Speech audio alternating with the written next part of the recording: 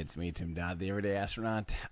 Good night, morning, wherever you are in the world. Welcome to another rocket launch. I feel like we're going to be seeing each other a lot lately because I think tomorrow morning there's a good chance I'm going to be trying to stream, assuming I wake up in like 5 hours, the Starlink launch tomorrow as well. But today we've got Rocket Lab launching their 18th Electron booster. So let's go ahead and do what we do when we're coming up on a rocket launch, and let's check out the pre-launch previews. Anytime you guys need to know anything about upcoming rocket launches, be sure and go to everydayastronaut.com. Click on upcoming launches, and you can see a list. And check this. I do want to show you how the new website is awesome, and the web crew that's been just putting it together and populating it is just kicking so much butt. But what's cool is you can see which ones have a pre-launch preview based on the images. So yeah, so for today we're looking at Electron. Another one bites, another one leaves the crust. I love it. The pizza lover in me, which is all of me, loves this for, even though it has nothing to do with pizza, whenever I hear crust, I just think pizza. So liftoff time, as you can tell by our countdown clock, we're 23 minutes and 50 seconds away from launch. This is going to be taking off on January 20th, so that's today for most of us. California, sorry, and also like Colorado and stuff, too bad. You're in the past, so it doesn't matter. Mission name, this is Another One Leaves the Crust, a communication satellite for the OHB Group. The launch provider for this is Rocket Lab. This is a Rocket Lab launch. The customer who's paying for it is OHB Cosmos International Launch Service, GmbH for OHB Group. How about that? What if you're like, hey, what do you do for a living? Oh, I'm the manager for the OHB Cosmos International Launch Service, GmbH for OHB Group. Oh, the rocket. This is the Electron rocket. The launch location is Launch Complex 1A, Māhia Peninsula, New Zealand. That's the same launch pad they've always launched from. They do have, of course, Wallops, Virginia, that we're hoping to see them take off from relatively soon. It's been completed for a while and basically ready to go for a long time. We just are waiting to see a flight come from there. And then they also are working on a second pad out there in New Zealand, and that will be awesome. So the payload mass is undisclosed, but it can get up to about 200 kilograms to a polar orbit, which is exactly where this satellite's going. It can take a little more to a regular low Earth orbit, mission where you're going straight east. But when you're going in a polar orbit, you don't get the extra rotation of the Earth. It's a little bit more intensive. It takes a little more energy to do that. So these can, it can do about 200 kilograms to this particular orbit, which is polar orbit. So, this is the big question: will they be attempting to recover the first stage? No, they are not attempting to recover the first stage they will not be. They will. Oh yeah, but they will attempt to recover the first stage on future missions this year. So this one, they are not. This particular one, they are not trying to recover the first stage. This one will just be crashing into the Pacific Ocean. Now during the live stream, we actually, because Andrew's making me do this, we will be showing you the Flight Club telemetry of the first stage, so you can see, because it is actually the same profile when it would fall into the ocean versus when they're recovering it, because they don't do propulsive reentry or anything. They just let it come back in and just let it take a beating. And so we'll watch that data because it is really cool. It's really accurate with the Flight Club data, so it'll be kind of fun to watch and see how it slows down and then falls back down. You can watch that, so it'll be just a little treat. Will they be attempting to recover the fairings? No, this is not a capability of the fairings. So these are brand new fairings. How's the weather looking? We don't really know. It was raining a little bit ago on the pad. Rocket Lab had that pulled up. So, it was raining just a little bit ago. But this will be the 18th Electron launch, so it is officially an adult, at least in the United States. It's the first Rocket Lab launch of 2021, the fourth orbital launch attempt of 2021 in the world. So, so go ahead and read through this article here if you guys want to see kind of everything going on here. So we are coming up on the safety zones are activated and designated for designated airspaces. Then the go no-go poll is coming up really soon, almost in real time, probably like in just in a couple minutes here. So so if you guys want to learn more about this, don't forget we've got pictures and articles and all this stuff. This particular article is written by Florian. Thank you, Florian. Everyone say thank you to Florian. I bet he's asleep right now. Europe will do that. They'll sleep when it's time to sleep. So cool. All right, let's get to some of your guys' questions. I'm guessing the first thing, I haven't really been able to read your comments yet, but Andrew, let's go ahead and pull me up full screen and I'll inform you. I'm sure I'm going to be answering this a lot for the next streams, I'm guessing. will be, we're fine. Andrew and I are fine. We were involved in we were parked and got hit surprisingly violently for being stopped, actually, by a car coming, a large SUV coming off of Boca Chica Beach. It happened to be literally at the end of the live stream. Like, we were still live, but it just wasn't sending out data. So it's kind of a good thing, because honestly, it could have been really scarring for people. It's not pretty. We do have the footage. I'm not going to share that. But we're fine. We're fine. The situation sucks. The motorist was uninsured, which means that I had to pay the deposit and all that stuff, which is whatever. It'll all work out, but it's just like the last thing I want to worry about right now when we're trying to run around for Starship stuff. Like, we have so much to worry about now, trying to figure out how to get my car 5 hours to San Antonio, because insurance won't even cover the towing because it's more than 100 miles. It's just like the stupidest thing to have to worry about right now. The only thing that happened, I got a little bruise on the hand from the airbag, got a little seatbelt bruise. Andrew, totally fine. Andrew's just tough like that. It doesn't matter. But yeah, we're both totally fine, which is what's important. Of course, the other driver was completely fine. His car we had a big cow catcher and stuff, and just pummeled the poor Miko little Tesla. Here is a fun little Miko memorabilia for now.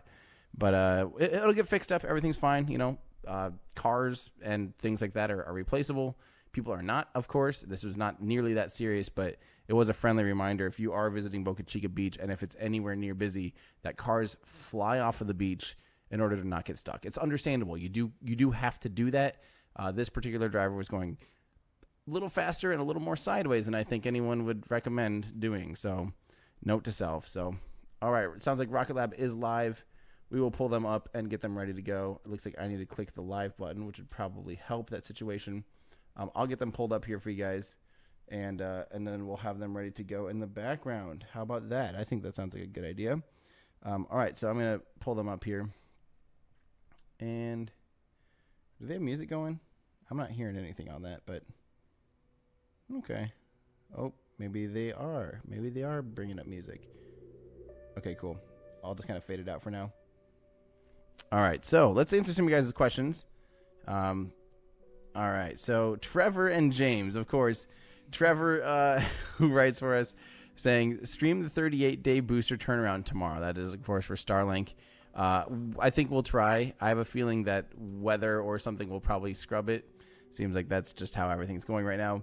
And James C., all the homies are streaming Starlink. You should too. I think I will. We're making the stream right now, so I'm going to try, even though I'm going to be very tired. Very, very, very tired. Bradley, for Miko's medical bills. Makes me sad it happened while you were just trying to entertain us. Glad everyone is okay. Agreed. We are perfectly fine, and that's what matters most. Joe Pistrito, thank you very much for your membership. I appreciate that. Heron, any word on if Peter Beck has decided to eat his hat yet or not? Yes, he literally will be. He mentioned that in a press conference at the end of 2020, saying that quite literally, no one wants, like, his team and they're like, you don't have to eat a hat. He's like, I'm eating a hat, and they're trying to figure out, like, can I blend it, or like what's the best way to do it. So yes, that is something that he's actually working on. And for those who don't know the inside joke, he basically, so there's a saying like, eat your hat if you're wrong about something. And he had been saying forever that they're not going to try and recover Electron, that they're not going to try and recover boosters because there just isn't the leg room to do that. There wasn't, the margins to do that. And so so now that they're working on recovering Electron, and so far have been very successful in doing so, he's going to eat his hat, so to speak, but quite literally do that. So John Gavin, thank you for the membership. I really appreciate that. And Musical Wolves, as always, how are you, Musical Wolves? Hope you and everything in your car are okay. Yes, again, we are. Thank you very much. I have a feeling, like I said, I'm going to be answering that quite a bit for the next couple streams, especially on some of the bigger ones, I'm sure. And yeah, and the cameras are great. I mean, all the hardware and everything's fine. Airbags are violent. I don't wish that on anybody. And then for Musical Wolves, again, is an overpressure notice in place because SN9 feels too pressed by everyone wanting for it to fly. Will you get enough sleep for Starlink? No, I won't get enough sleep. I'm a bit of a diva. I need about 8 hours. So no, I will not get enough sleep. I'll be very tired tomorrow. I'm already tired tonight. I'm already screwed. So, but yeah, it definitely, I think, is feeling the pressure. From Heathen New Zealand, good evening from New Zealand. Awesome. I hope that maybe, who knows, maybe you can see it from where you are. I don't know if you can, but that would be awesome. Ryu Kachu, sorry if I totally mispronounced that. Long time, first time Tim, as a fellow petrolhead with a 1971 Corvette, should I use some vinyl to do it up like the Astrovet? Yes. It'll be electric eventually. Oh, that's awesome. You're going to do an EV swap in it. That's sacrilegious and wonderful. I think I'm a big fan of especially, I really like the old Stingrays and stuff like that. 71 would be a good year where it still has those nice sweeping lines. That's awesome. Yeah, you definitely probably should make it look just like the Astrovet. That'd be super, super cool. Thank you for saying hi. Riley, nice wheel cover, lol. Yeah, just had to keep a little piece of Miko near me. We all have our emotional ties. Musical Wolves. If the shuttle was towards the top of the external tank, would that have made the vehicle as a whole less likely to be damaged during liftoff? Likely, it would have been unstable. The reason that it's behind so far behind the external fuel tank, the orbiter kind of hung below the external fuel tank. And yes, it had potential to be rained down on more foam or more ice. The reason they did that is because the center of mass needs to be, you need to line your center of thrust up through your center of mass. So once they ditch the solid rocket boosters, you still have to point the main engines of the space shuttle up through the fuel tank. So as the fuel drains, if it was ahead of it, it would literally just like completely go out of control. So you really had no choice other than to literally just, you have to have the tank up high so your center of mass is up high so you can aim your RS-25 SSMEs up through it. Here we go. Rocket Lab is getting live, but I see that I have two people that I really, really need to highlight real quick. Jared, thank you so much. Miko's nanobots should have been able to repair all the damages. Did you perhaps leave that option disabled? Please refer to the owner's manual for more information. Just read the instructions. Jared, thank you. That is really generous, and that also makes me laugh. Thank you for saying hi, and it'll all get taken care of. And also, thank you so much to Ashley Pierce. Here's towards towing to San Antonio. Thank you very much, Ashley. I hope it all gets worked out, and the car will be back on the road hopefully soon. Hopefully soon so I can get home to Iowa at some point. That's going to be probably the next consideration for me. But thank you guys very, very much. That's really unnecessary, but I really do appreciate it. Thank you. Let's listen in and watch a rocket launch. Let's do this. Hello and Happy New Year. Welcome to the live broadcast of Rocket Lab's first mission for 2021, a dedicated launch for OHB Group. Today's mission will be Rocket Lab's 18th Electron launch, which is why we've affectionately named this mission Another One Leaves the Crust. I'm Ariana Ryan, a quality engineer in the propulsion team. And I'm Uriel Baker, the Senior Communications Advisor here at Rocket Lab, and it's great to be joining you from our Mission Control Centre here in Auckland, New Zealand. Right now on your screen you can see Electron vertical on the pad at Rocket Lab Launch Complex 1 on New Zealand's Māhia Peninsula as it awaits its scheduled liftoff time of 7:58 p.m. New Zealand time. The launch crew has been on site and hard at work since early this morning to prepare Electron for launch, carrying out a series of horizontal checks on the pad before Electron was raised vertical at around T-4 hours in preparation for fueling with liquid oxygen and kerosene. Before that begins, Electron weighs around only 1,300 kilograms thanks to its lightweight carbon composite structure, but once it's fully fueled, Electron's liftoff mass is closer to 13 tons. With propellant loading complete for today's mission, it's almost time to go to space. We're at about 12 minutes away from liftoff, which is scheduled to hit very soon, and all of Electron's systems are healthy and operational. However, we're keeping a close eye on the wind levels at the pad, which could see us go into a hold to wait for a better gap in the weather to shoot for. Their clock's not running, so I'm guessing they are in a hold currently. So we're going to put our clock on a hold. Interesting. So I'm guessing they're getting briefed right now. I think the commentators, we're talking, just hold on. So get ready for them to say, we are in a brief hold at the moment. They do have a 2-hour launch window, which I really hope they don't utilize all of it today, because otherwise we're going to be up very, very, very late. Yeah, the wind, look at that wind shock. Okay, let's listen. DVCOM. And confirm VMS system is ready for clock reset. Please stand by. Can confirm.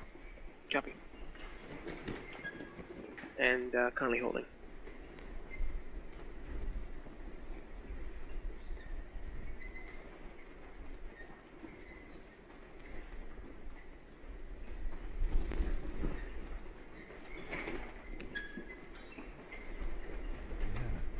It is really windy. You can hear it like shaking stuff around out there. And look at the windsock. It is going nuts. The cameras are all shaking. Yeah, I personally probably wouldn't launch. But I'm sure they have, they literally measure the exact tolerances and have safety ranges of how windy it can be for launches and stuff like that. Yeah. On Twitter earlier, Rocket Lab did show a tweet of a guy launching a weather balloon. That's actually what's pretty normal for any launch. You actually launch a weather balloon. You can measure the wind not only at the ground, of course, but upper level winds. You can see how much it's blowing, and that's obviously extremely important. And it just so happened the person that launched the weather balloon looks almost exactly like John Krause. And it was basically wearing the same outfit as John. It was John's doppelganger, or John secretly is moonlighting as a weather balloonist.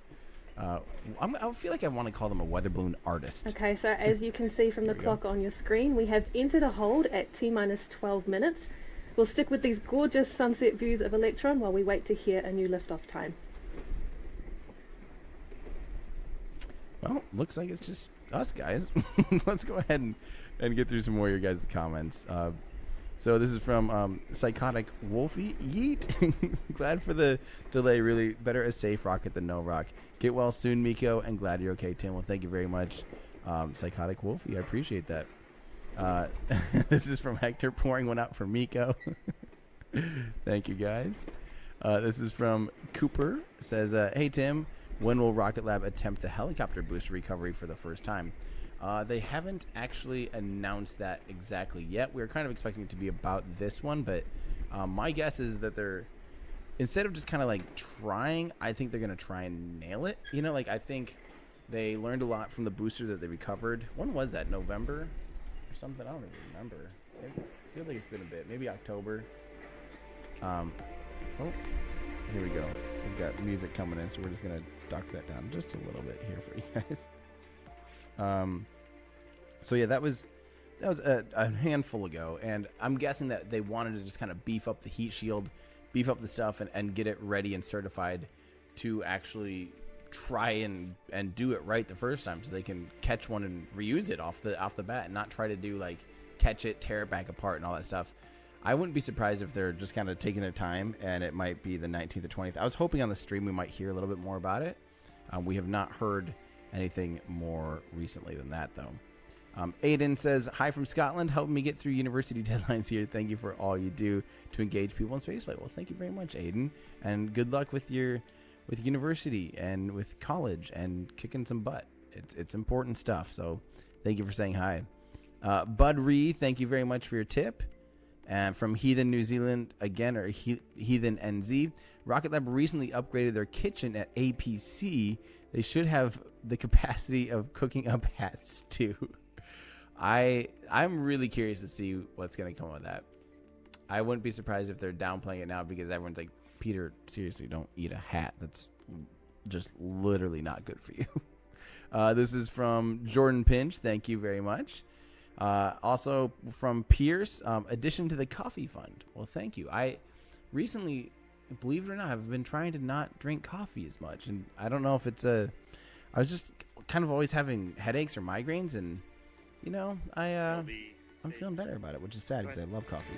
Just wanted to let you know of another possible concern here. So our LOX tank temperature, we're unable to get the LH pressure down, so the temperature is climbing.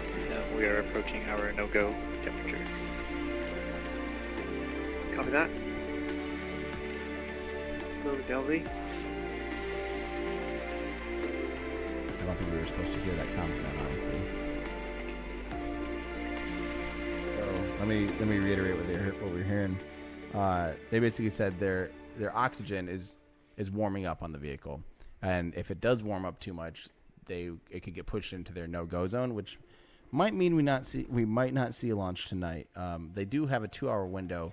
That's Probably not enough time to recycle oxygen. I don't know what they're recycle. So normally, like, if oxygen gets too warm, obviously it boils off and becomes a gas. But if you need to recycle, if you have a new T0 time, you can drain some of the liquid oxygen out, recompress it, and actually chill it again, and top it back off. But yeah. Anderson in YouTube says, "You are drinking a lot of energy drinks instead." Nah, I don't do that. I feel like that stuff messes with your heart. I just don't need caffeine. You just run off of nature. I don't know. Water, I guess. Water's the new coffee. No, it really does suck because I love coffee, and one of my best friends owns a coffee shop, Sidecar Coffee in Blackhawk County area, and man, yeah, it's great. But I just feel like it gives me headaches for some reason, which sucks. When I drink it, when I don't drink it, like, it's just a lose-lose. So I'm just, yeah, we'll see. From Michael McLean. Says, where was that? Chipping into the everyday pirate fund so Tim can get a boat for Demos watching. Yes, we'll be talking about that probably quite a bit during some of the SpaceX stuff. But the cat's getting out of the bag. It looks like they are definitely working on orbital launch pads that are floating, which is just absolutely crazy. So SpaceX is always working on nutty things. This is from JLP New Zealand, watching the live from the launch site. Hey, JLP, I really hope that you do get to see a launch today. It's currently not looking fantastic, so our fingers are crossed for you. But you might want to do the same. From John Locke or Luke, love the great content and awesome attitude you have during all this. Here is to towing. Well, thank you very much, John. Like I said, that life's definitely more than cars and possessions, so I'm just really glad that what I'm more happy about, and thinking about it retroactively, we're likely going to be getting out of the car, like when we parked, like any second, so there's a chance that we could have been getting out of the car and been in the path of that vehicle, and that's scary to think about. You can always do the what ifs and stuff, but at the end of the day, we're healthy and safe and fine, and the car will get fixed and everything will be okay at the end of the day. So so thank you for that. And Scale Train Boy, as a college architecture student, hearing you're interested in that last stream was so cool. Wait, is it an architect? Sorry, I missed yes, I am very interested in architecture for sure. Thank you so much for dragging me back into space a few years ago. Electron helicopter catch. When do you think, Dennis? Well, Dennis, yeah, sorry, I misread that for a second. Yeah, I love architecture. When growing up, I'd draw basically Lamborghini Countachs nonstop. I can still draw one completely by memory.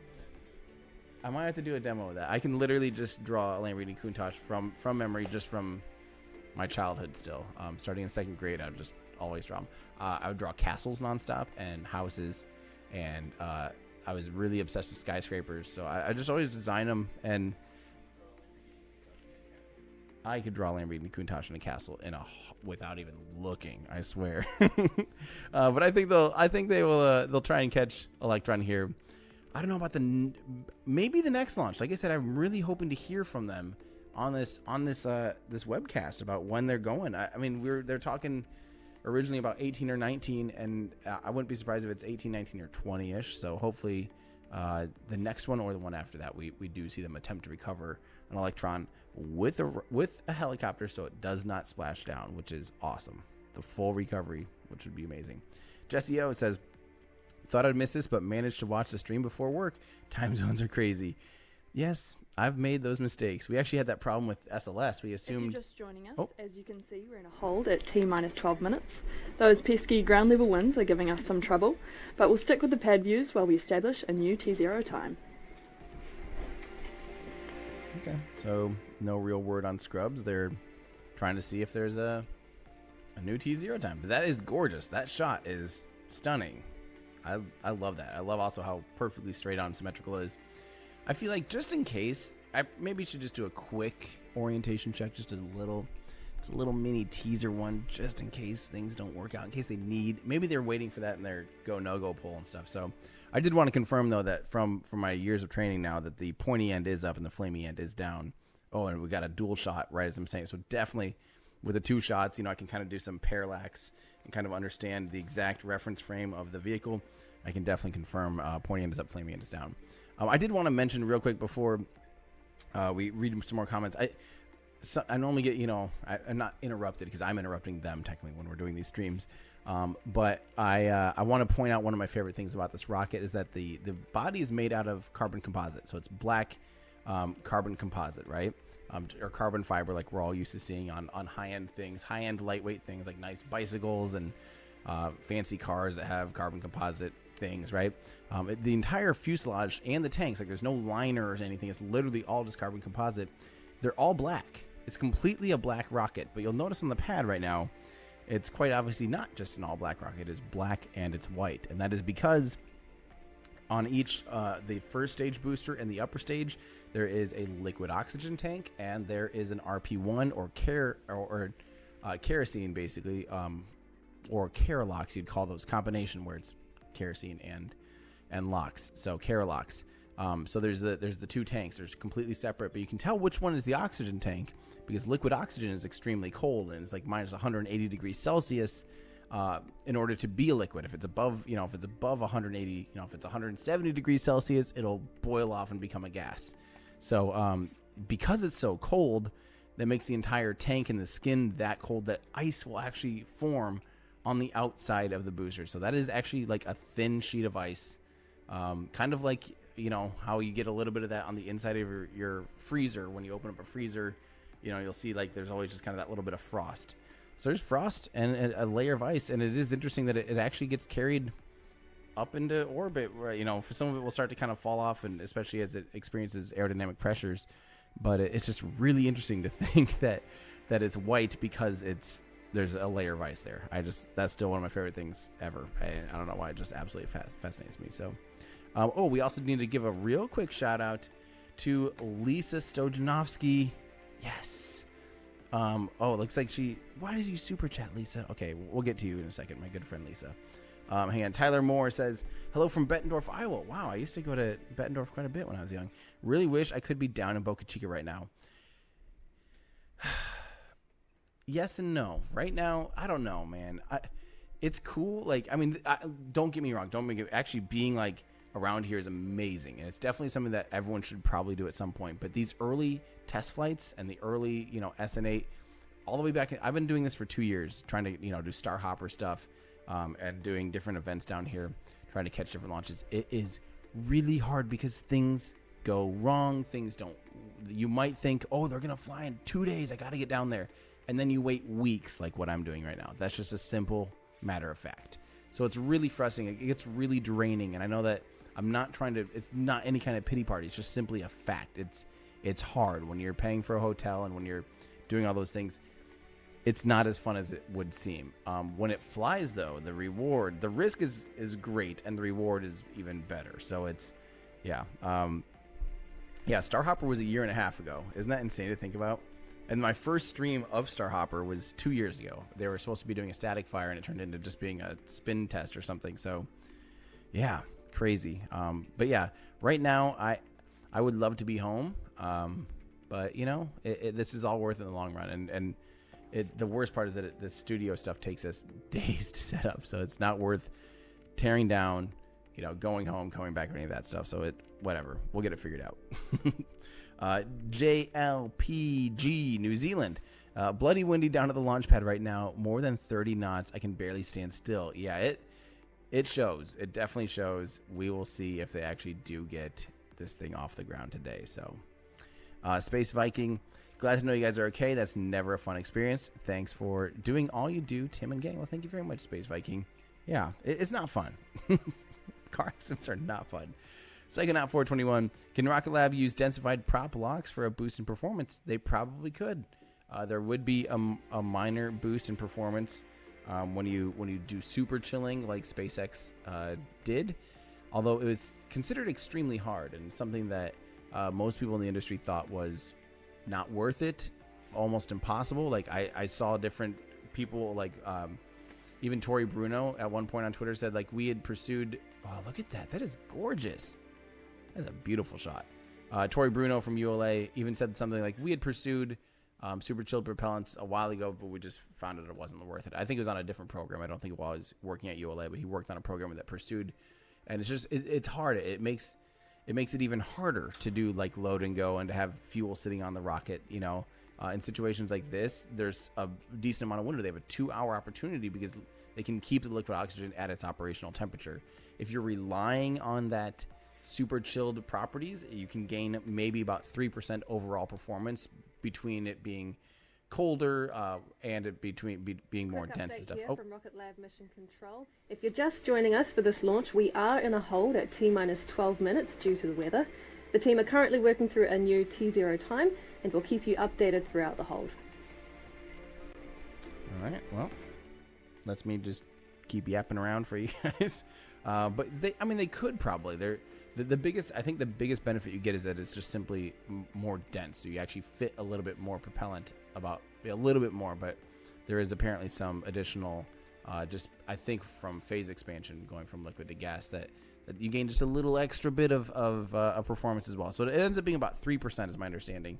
And is that worth it? The trade-off, is it worth all the extra, ins and outs and all the new equipment you have to have in your smaller windows? The beauty about Electron is it's really a simple rocket in grand scheme of things, especially the Rutherford engine is brilliantly simple.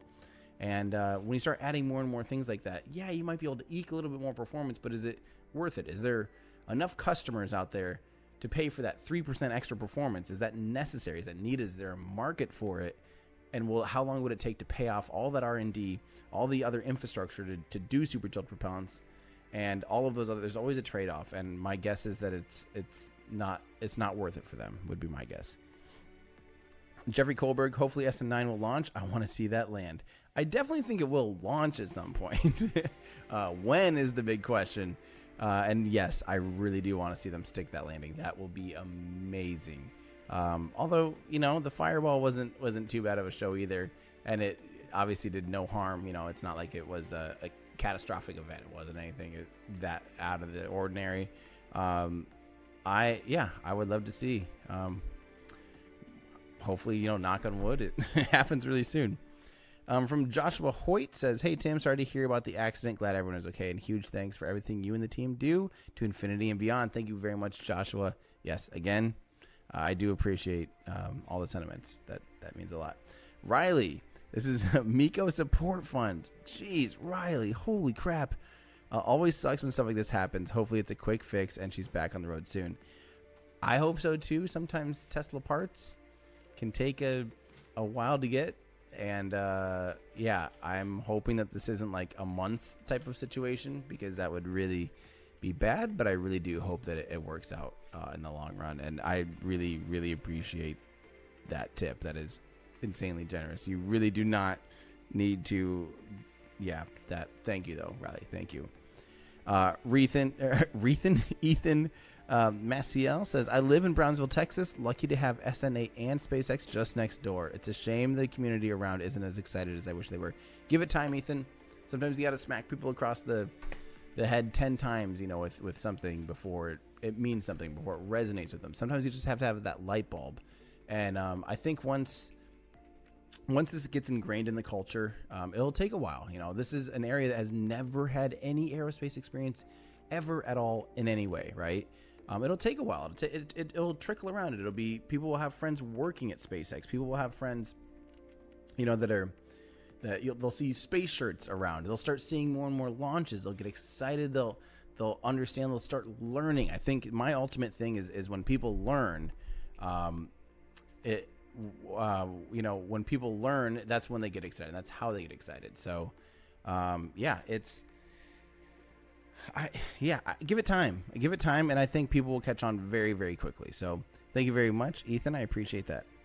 Alyssa says, "Thanks for the softest t-shirts I own." That's what I love to hear. Yes, that matters so much to me.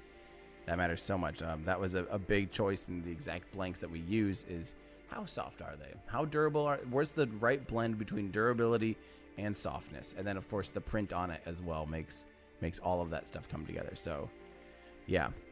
So thank you very much, Alyssa.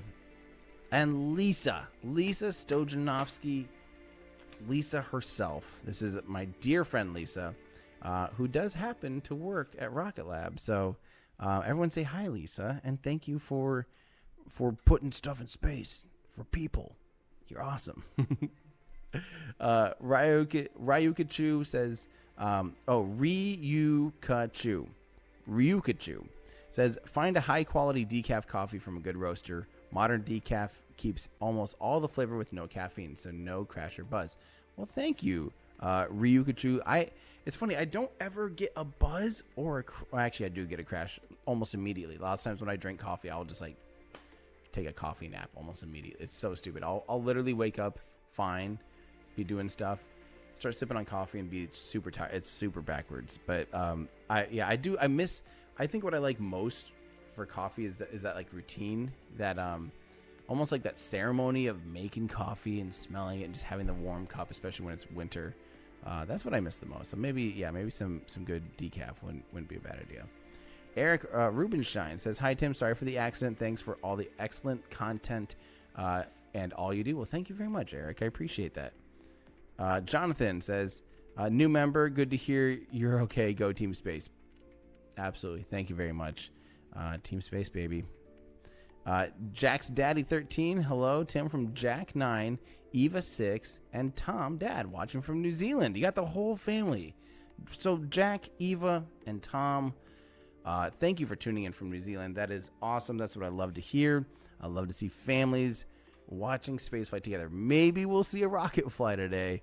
But yeah, Jack and Eva, and especially Tom, thanks for including your family in watching aerospace and wanting to learn and get excited, because I'm telling you guys, this is just the beginning. We are in a new, exciting era, and you guys are going to be seeing some really cool stuff, I promise. Andrew, my producer, says, shouldn't you be able to see it almost anywhere since it's polar in New Zealand? But I'm trying to remember where I think it goes up from the south. Or wait, Lisa would probably know. I don't remember the trajectory. It might be, oh no, it's on the North Island.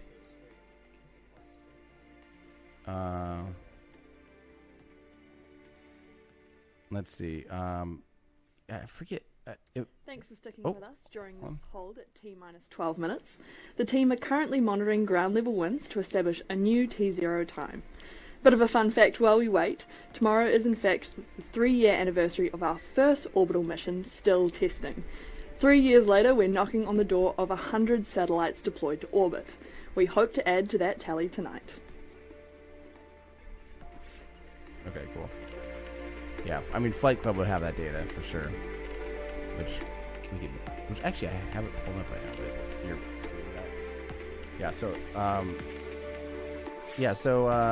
Jack's Daddy, or wait, yeah, you might be able to actually see it depending. I need to lower this, sorry.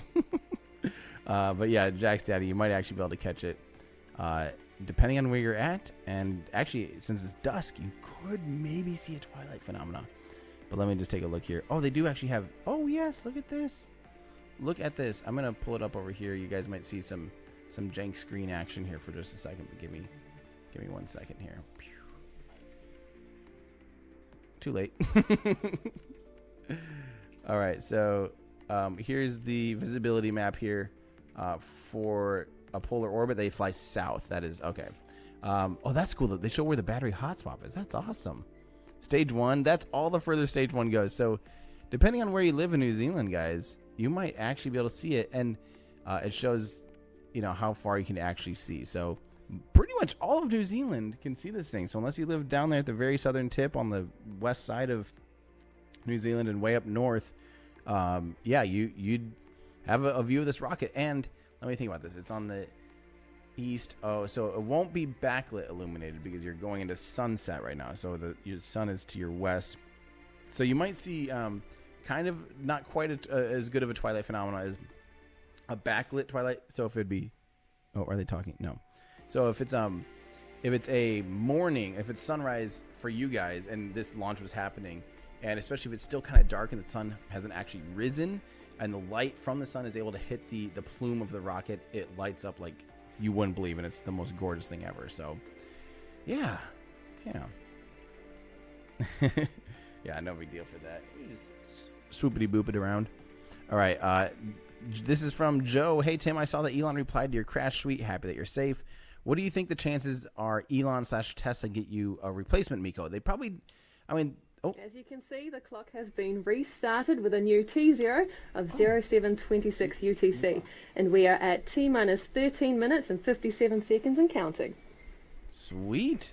They're going for it. Maybe the winds have died down just a little bit.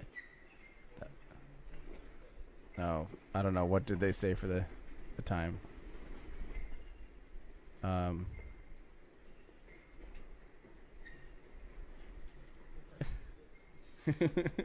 Someone help us with times, because it's really easy. Our clock is best to just put a time in. I do still have that squeaky pole running really loud.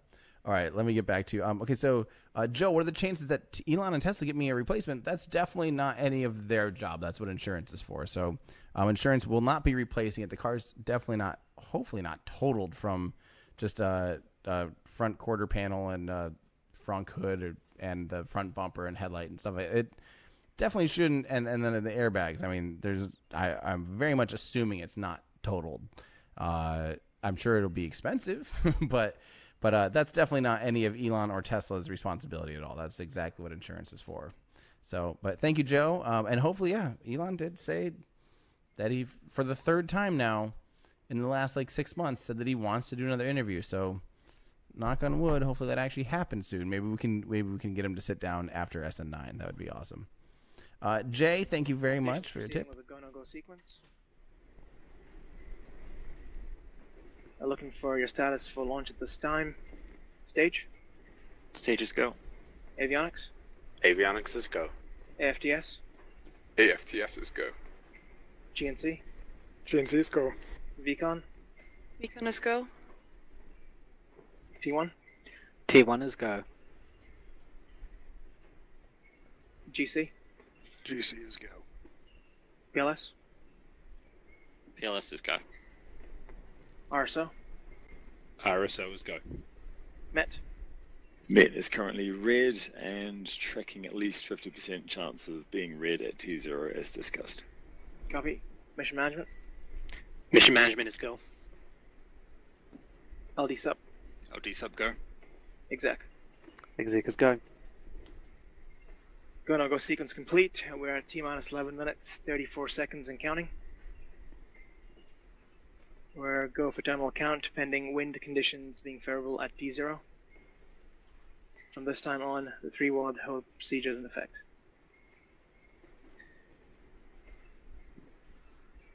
Okay. GC proceed with pad terminal checks, sequence 44. GC copies. That guy sounded like Ben Steinman. So it sounds like the a lot. Actually, that was crazy. Ben, are you? Weird. Okay. So it sounds like they definitely have some weather criteria they're still trying to figure out. So they're gonna proceed with the countdown. Avionics LD mission. Go ahead, LD. Proceed with sequence 45. Avionics terminal checks. Copy that. Proceed with avionics terminal checks.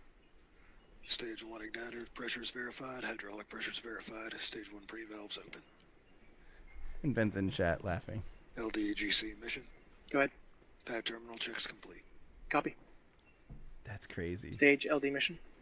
LD stage. Proceed with state channel checks, sequence 46. Commencing. Steinman's moonlighting as a launch control. Yeah, Steinman and Krause, they're taking everybody down to New Zealand. Not a bad place to be right now, I'm sure. For those of you wondering who is Ben Steinman, he is basically our network engineer that does a ton of stuff behind the scenes. Awesome. And drone operator. No go at T0 currently, but hopefully will subside in time for liftoff. Okay. They're going for it. So yeah, they're just going to basically still attempt. At this point, Today's they might as well. mission will launch a single communications microsatellite procured for OHB Group through OHB Cosmos International Launch Service. The launch is taking place just 6 months from contract signing, demonstrating the streamlined path to orbit that Electron offers our customers. By flying as a dedicated mission on Electron, OHB has control over launch timing, desired orbit, integration schedule, and a range of other mission parameters. After liftoff, Electron's second stage will deliver the kick stage and payload to an elliptical parking orbit.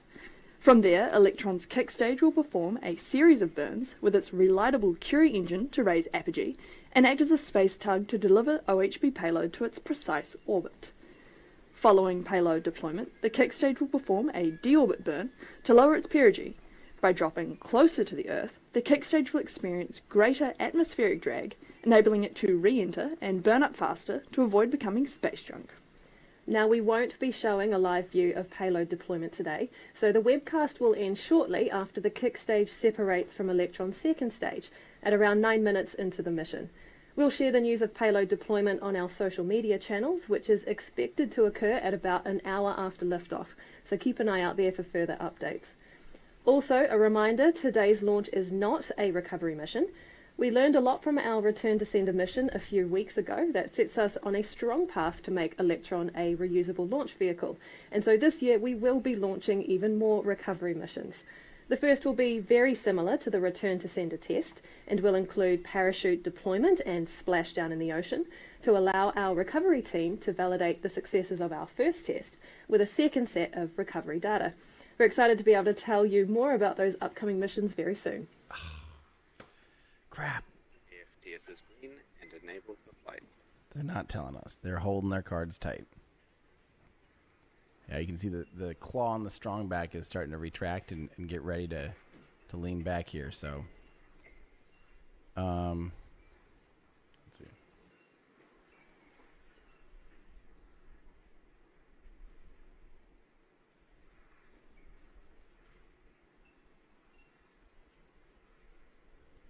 All right, so David says you're still going to need a card to get to your boat. I don't have a boat. We stage mission. Go ahead. Stage terminal checks complete. Copy that. Sweet.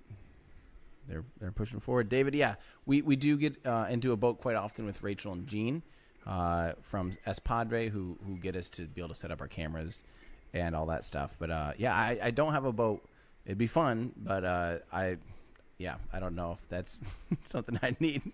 I think I need a car more than that. So, thank you though. Jaron Hargrove says, "I heard you were getting a pad down there." We're working on. We don't have anything figured out yet, so we are trying to find a place right now. We're working on a Studio B option, so. We'd call it the Mars pad. Another one leaves the crust is the first mission in a busy launch manifest for Rocket Lab in 2021. This year we'll be launching multiple dedicated and rideshare small satellite missions for both government and commercial customers. It's also the year we'll be launching to the moon for NASA with our capstone mission, which will see us use Electron and Photon to transport a satellite to lunar orbit in support of the agency's Artemis program. We also have 2 new pads to debut this year. So we'll see liftoffs from Launch Complex 2 in Virginia, as well as our newest launch pad, LC-1B, located at Launch Complex 1. And of course, as Muriel mentioned before, we'll be continuing our program to make Electron a reusable launch vehicle, with even more recovery missions planned this year. 2021 is going to be a huge year for our team and customers, but before we kick into the first mission of the year, let's take a look at all the incredible things we got up to last year.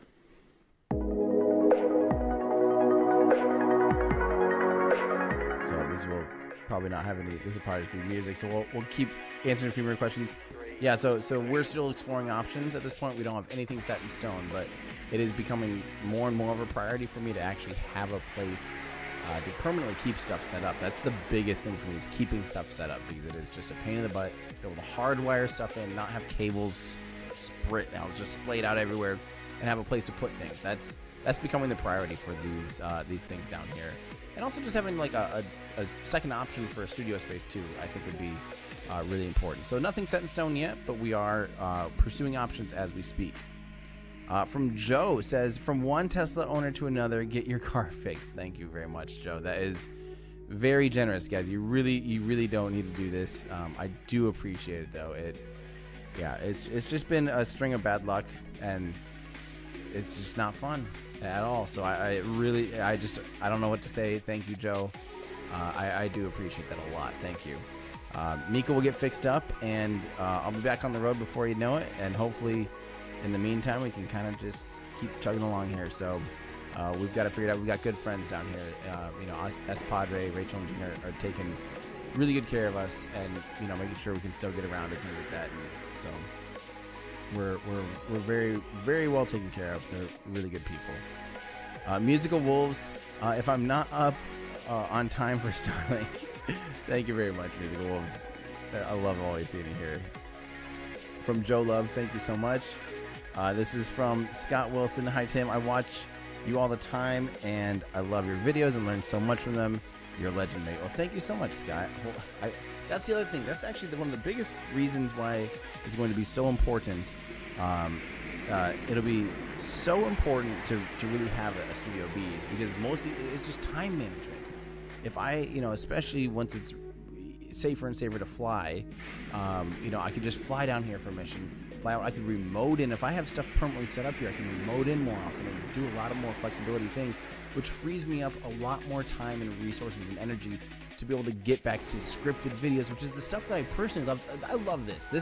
I'm prioritizing this right now because this is a rare slice of history, to be able to witness with your own eyes the development of what feels like a new Apollo era, right? Seeing Starship develop and test fly and being able to go out there and film it that close and doing all the stuff that we can do today feels like it's a rare opportunity in history. So I feel like I do need to prioritize that, because I can get back to scripted videos anytime, especially the evergreen ones.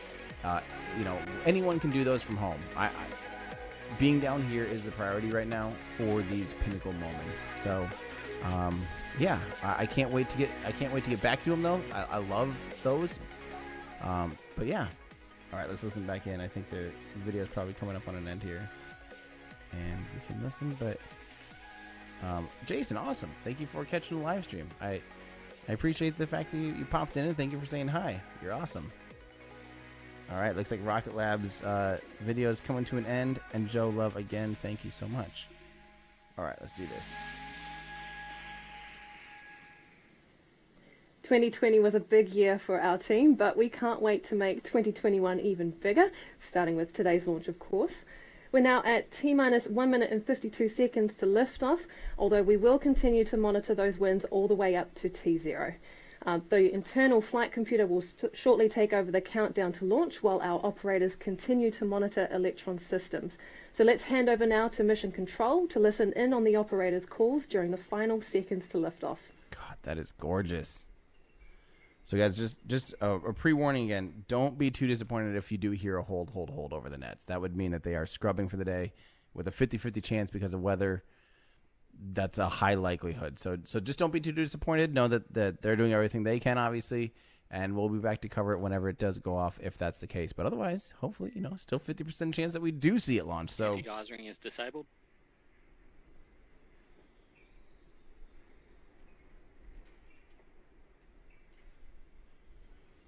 High flow engine purge enabled.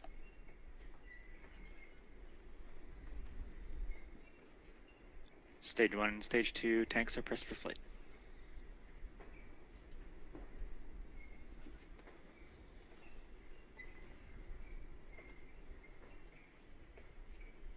Water deluge enabled. all right, here we go. Again, it's a good thing we did the pointy end up flaming and down check, because it looks like they're going for it. So it is windy. Look at that. T-minus 20 seconds and counting. I feel like they would have called hold by now. Let's see.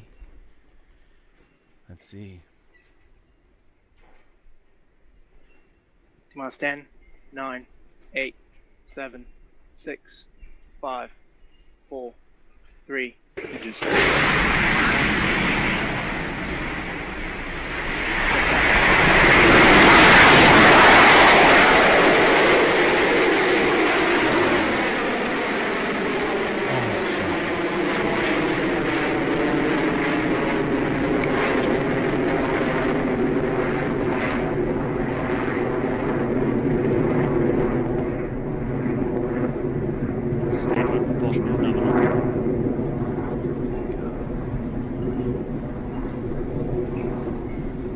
Guidance is nominal.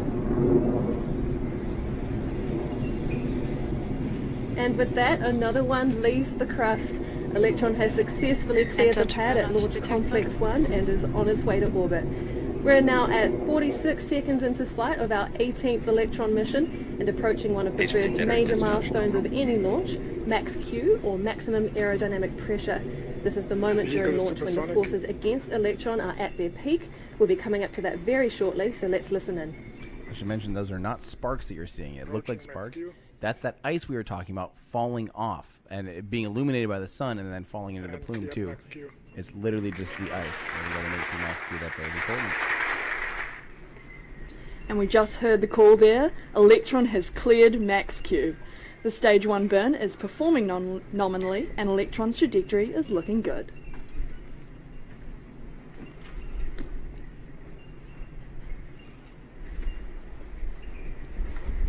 Dang, I'm glad they made it off the ground.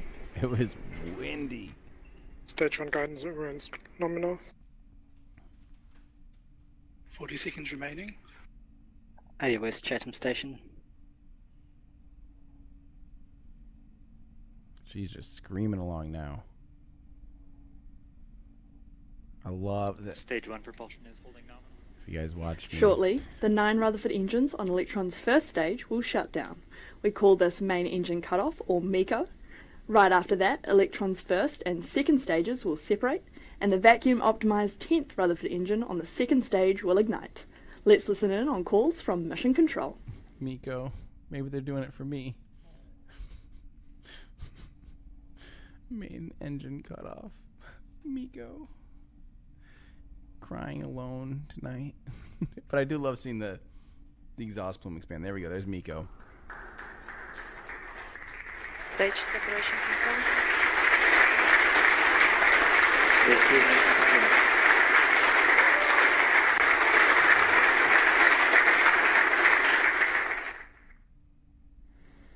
You heard the good news there from Mission Control. We've had a successful main engine cutoff, separation of the stages, and ignition of the Stage 2 Rutherford engine. Up next will be the fairing jettison. And there they go. There's clean separation of those halves for the fairing jettison. And one of the reasons for this shiny protective material you might have seen as they tumbled away is to ensure the aerodynamic heating experienced by Electron on ascent doesn't affect the payload on its way to orbit. Electron's second stage is continuing nominally as we approach battery hot swap in the next few minutes, a maneuver unique to the Electron rocket. Yep, so that's, of course, that's one of the things that made it so they could even basically get anything into orbit was they do ditch the batteries, because that's something that a normal chemical rocket does, is it's burning some of the fuel to power the rocket engine. Not just the rocket engine itself, but to actually spin the pumps to run the engine, you do have to burn some fuel, and it can kind of be wasted in a sense.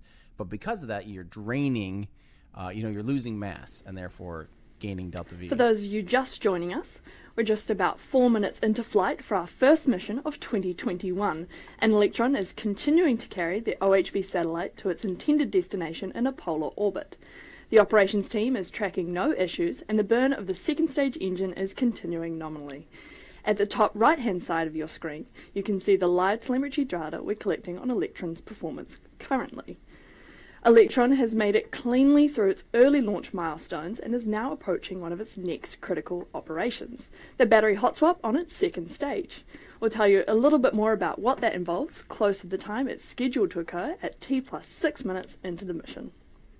So yeah, in a minute and a half we're going to see that hot swap event. And yeah, so like I said, it's kind of their way of ditching mass, because a battery, when it's full of electric charge and when it's not full of electric charge, it weighs the same, right? So you don't actually end up ditching any of the mass like you would when you're using chemical propulsion or a stage combustion cycle or a gas generator to spin your turbines. So instead, they a quick check-in, and Electron is continuing well on its journey to orbit. We're now at T+5 minutes into the mission, and all of Electron's systems are continuing as they should. The trajectory is still looking nominal for Electron's second stage. So we do have the simulated telemetry based on previous flights.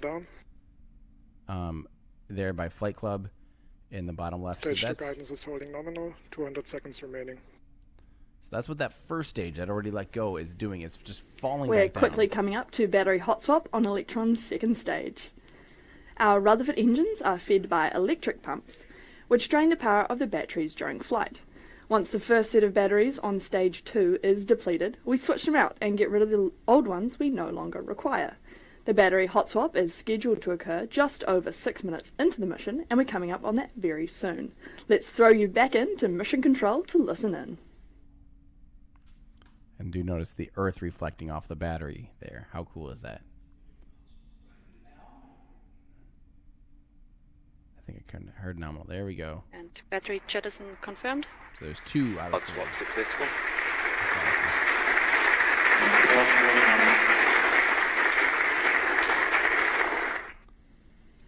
We've had confirmation that battery hot swap was successful on Electron, and second stage propulsion is continuing nominally. We're just a couple of minutes away now from stage 2 engine shutdown and separation from the kick stage.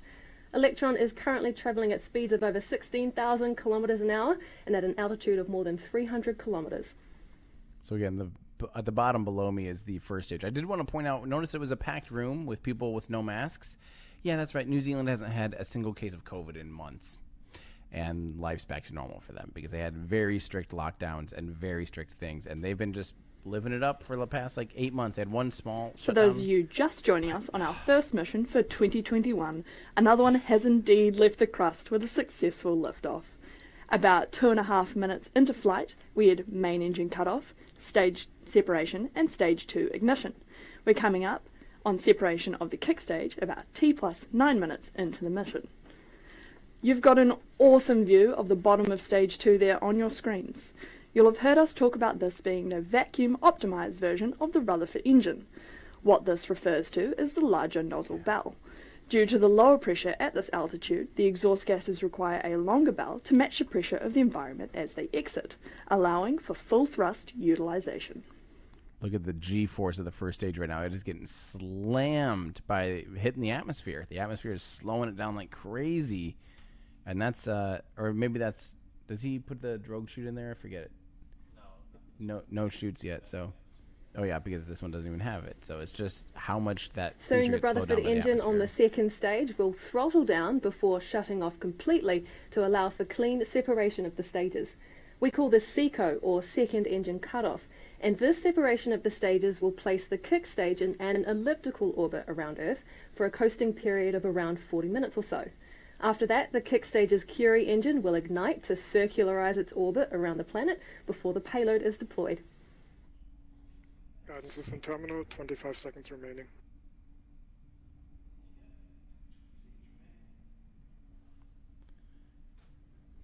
I love it. They're kicking butt. Here we go.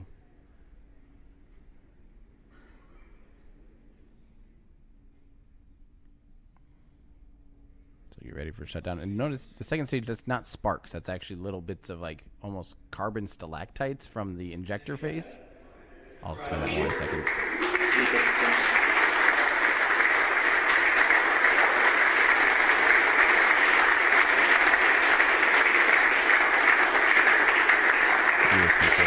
Nominal transfer orbit achieved.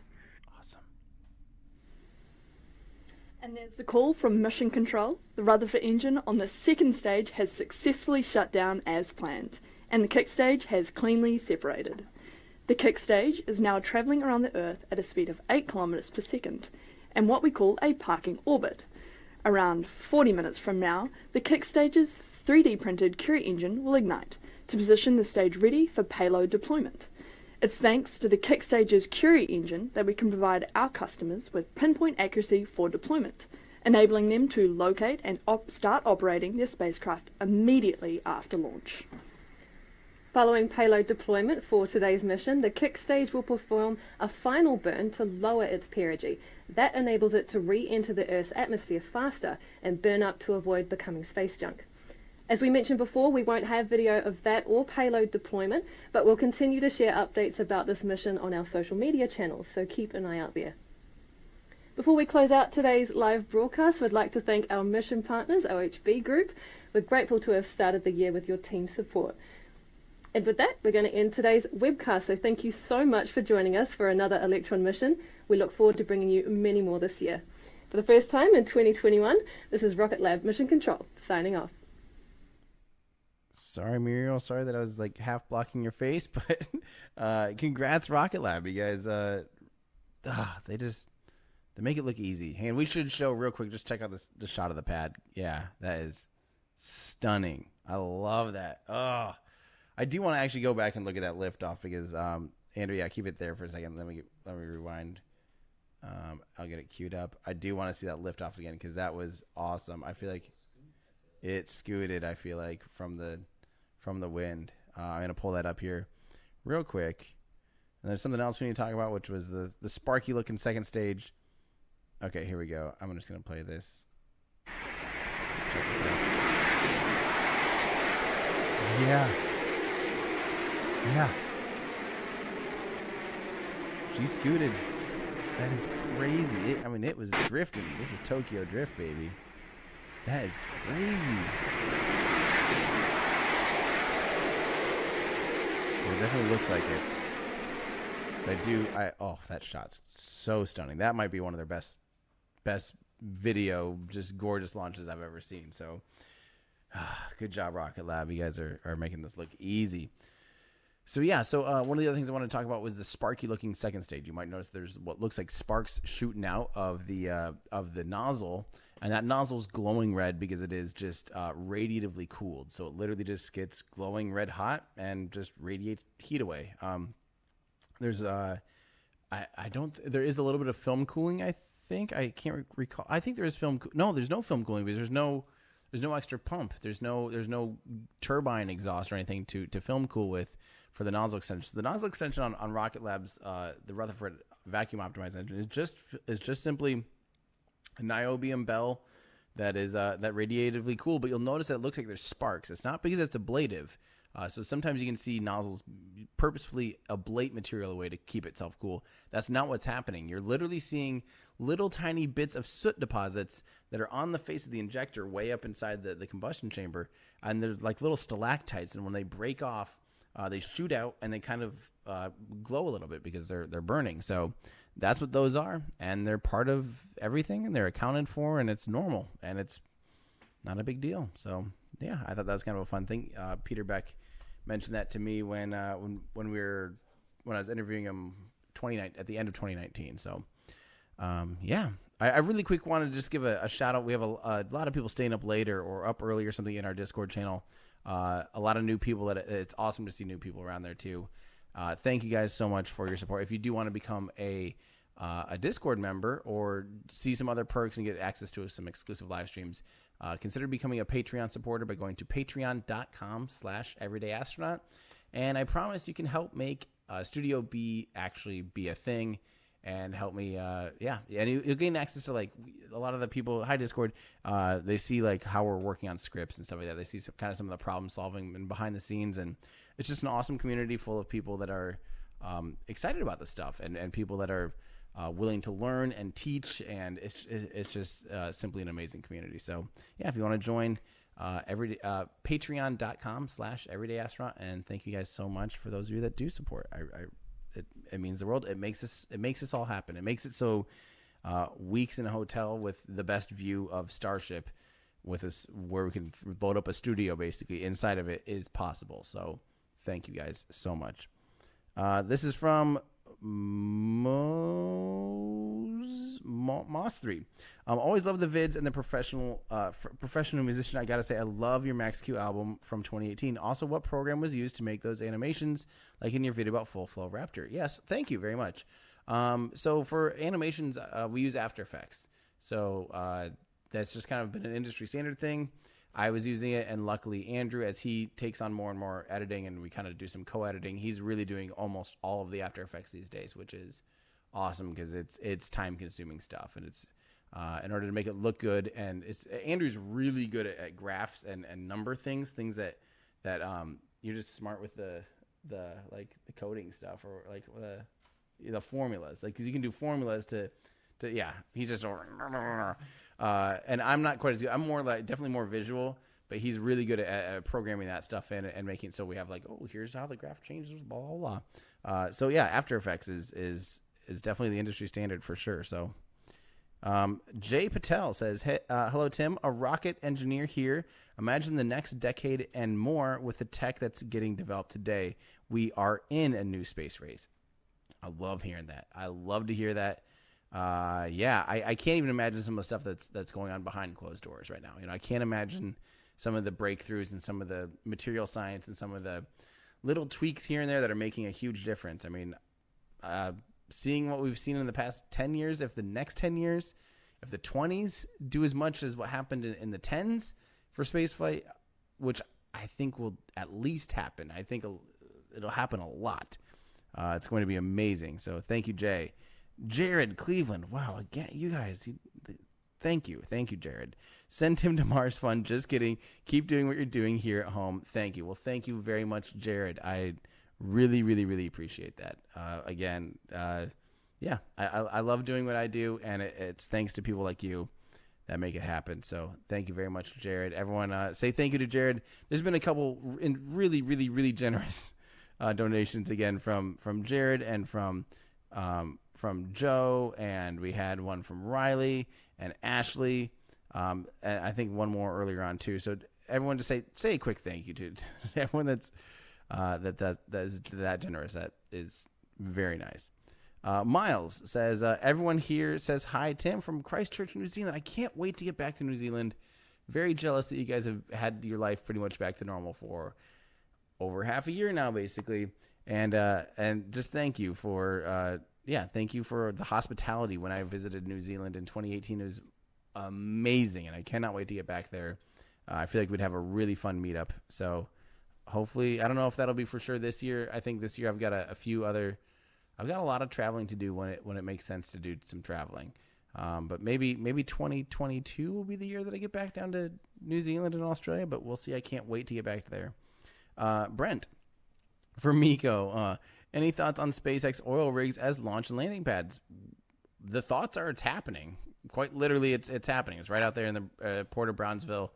There's also one parked up in Galveston.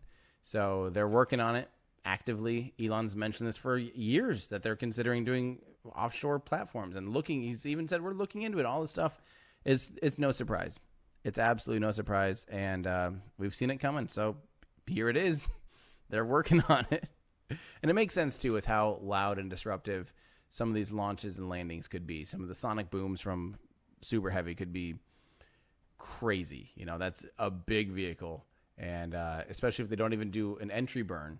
Think about that. They don't do an entry burn, so it's going to become screaming and even faster. Yeah, there's going to be a lot of energy there, so we'll see.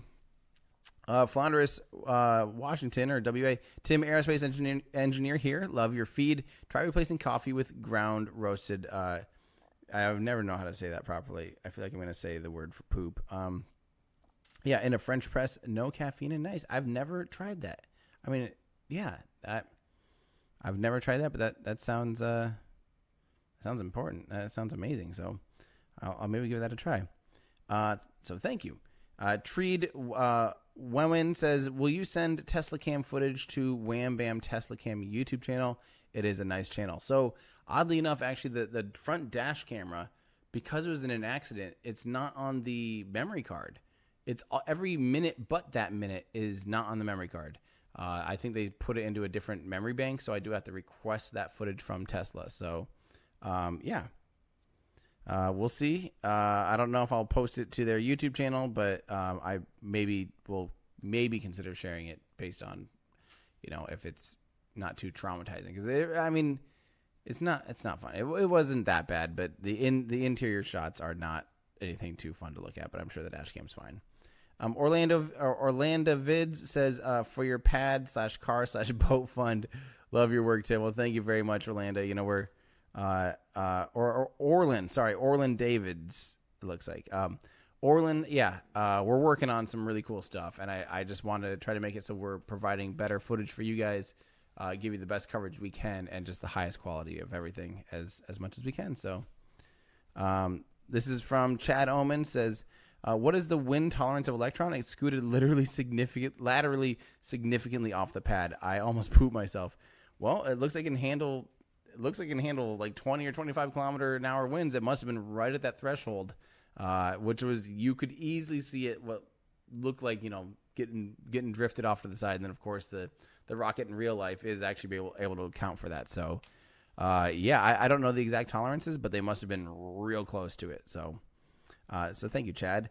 L Motorsport fan says, hey, love your deep dives. Could you do one on EVA equipment, suits, tools, tethers from the beginning to now and coming soon? Jobs in space are coming soon. It'd be cool to see how it works up there. That's a good topic. Yeah, I've never covered anything on EVAs and the hardware based on EVAs. That'd be a really good one. I don't have that on the list, but I will actually add that to the list because that sounds like a good topic to kind of do a deep dive on. How, what's it take to walk around and work on and stuff like that in space. So, yeah. All right. Bob the Goat God says, been busy over here. Been busy over whatever. Are you still in Boca Chica? Yes, this is not my studio space. You guys know my studio space. When I'm not at home, you can assume at this point in life that I'm in Boca Chica. So either way, here's something for the wait and hotel for Starship Launch Fund. You've completely replaced my lab Padre watching, no shade, for the SN flights. Well, thank you. I love the stream. Keep up the great work. Yeah, I mean, I really appreciate that. That does mean a lot. I definitely don't want to ever diminish the work that lab or NASA Spaceflight does. Of course, we're all on the same team. We're all ships rise with the tide. We're bringing new people in to witness and learn and witness history and learn about spaceflight. Labs having a 24-hour camera is just a huge resource for the community, right? If that wasn't there, it'd be really hard for us to tell so many things on launch days and things like that. So huge resource. And of course, NASA Spaceflight with Mary's dedication, with their awesome live coverage as well. I mean, it's awesome. There's a ton of stuff. So, thank you very much, Bob, for hanging out and coming and hanging out and watching. And like I said, we care so much about the actual video quality. That's why we shoot everything in 4K. All of our cameras are shooting 120 frames a second too, so we can record and get the best footage for you later on too. That's why we're doing all hardware switching and like audio metering, on like an iPad, so I can actually hardware audio meter. I mean, we're working on some really cool stuff, and it's just getting more and more legit. We're just really trying to make this as reliable and robust of a system as possible. And we're doing everything we can, I promise. So thank you very much, Bob. That was very generous. This is from Martin, says, good morning from Germany. I hope your car will be repaired soon. I hope so too, Martin. I really do. It might likely will be like 2 or 3 weeks, which will really suck, but it'll be okay. And from Ole Patterson says, take this and buy a new Tesla. I hopefully don't need a new one. I really, really will be bummed if I need a new one. So we will see. Wish me luck as far as that stuff goes. Hopefully insurance doesn't give me too much more of a runaround. Of course, having to pay the deposit is not ideal, and especially if they're going to fight me on the towing. But, it'll all get taken care of, and everything will be fine. So, guys, I'm going to get to bed so I can try and cover the Starlink launch in the morning, which is literally in about 4.5 hours. So I'm going to get to bed as quickly as I can so I can actually try to get some sleep, because tomorrow might also be a static fire day. So it might be a very, very busy day. And then terrifyingly, on Thursday, I actually lose Andrew, and I already don't have Ryan Chilinsky from Cosmic Perspective down here. So it's going to be a stripped down team. I do have some other friends that are going to be helping to fill in, and we're trying to learn all the magic stuff that Andrew does that we don't know anything about, to try and run the stream. So you're going to have to, I'm going to give you my apologies now that the stream might have some technical glitches from time and time again, but we have I have a grasp, but it's very different than anything I've ever done before. So so wish us luck. Hopefully tomorrow we do see a static fire and another launch of Falcon 9. So be sure, guys, don't forget Rocket Lab will update you on the rest of the payload and the rest of the deployment and all that stuff of this particular mission, and hopefully good luck for the orbital the actual orbit raising and circularizing, and the orbital, the actual payload deployment. I'm guessing it'll be absolutely fine. So, I thank you guys. Thank you all for tuning in and hanging out, and you'll see way too much of me in the upcoming weeks, and hopefully we see serial number 9 take off soon. So again, if you guys do want to help support what I do, consider becoming a Patreon supporter by going to patreon.com/everydayastronaut. So that's going to do it for me. I'm Tim Dodd, the Everyday Astronaut, bringing space down to Earth for everyday people. Bye, everybody.